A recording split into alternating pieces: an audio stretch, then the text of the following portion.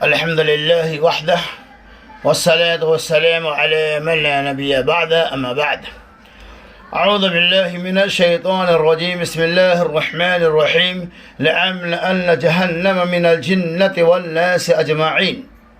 اللہ تبارک و تعالیٰ نے ارشاد فرمایا البتہ ضرور بھی ضرور ہم جہنم کو دوزخ کو جناتوں اور انسانوں سے بھر دیں گے. اللہ تبارک و تعالیٰ نے اس ٹکڑے کے اندر اس بات کو واضح کر دیا کہ رب العالمین جہنم کو جناتوں اور انسانوں سے بھرے گا. آپ کو یہ بات سن کر تعجب ہوگا کہ جنت اور دوزخ کا معاملہ اللہ تبارک و تعالیٰ کے سامنے پہنچا. جنت اور دوزخ اللہ کے سامنے ترازو کیا.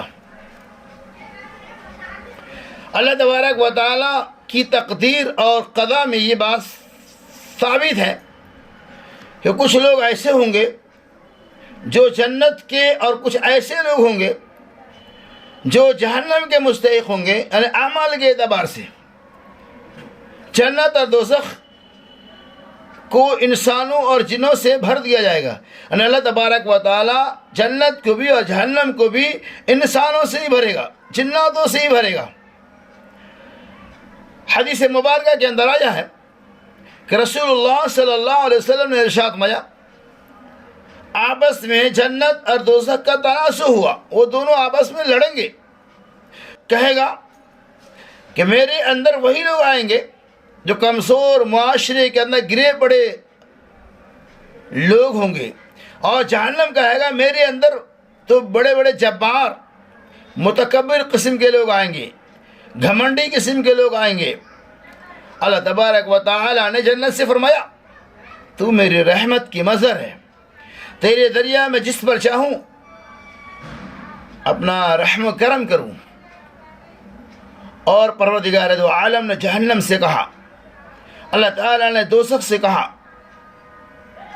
کہ تو میرے عذاب کی مظہر ہے, تیرے ذریعہ میں جس پر چاہوں سزا دوں, جس کو چاہوں عذاب میں مبتلا کروں. تو اللہ تبارک و تعالیٰ جنت اور دوزخ دونوں کو بھر دے گا. جنت میں ہمیشہ اس کا فضل و کرم ہوگا, حتیٰ کہ اللہ تبارک و تعالیٰ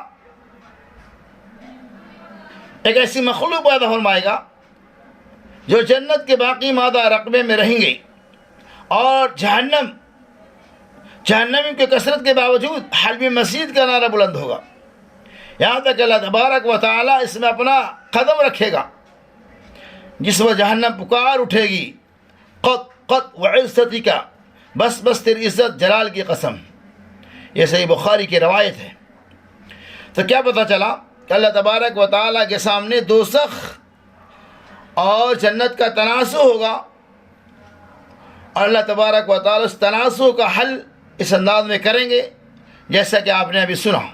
اللہ سے اللہ تبارک و تعالیٰ ہمیں اور آپ کو آتش جہنم سے بچائے اور جنت الفردوس کے اندر اعلیٰ مقام عطا فرمائے. آمین. وآخر دعوانا ان الحمد للہ رب العالمین.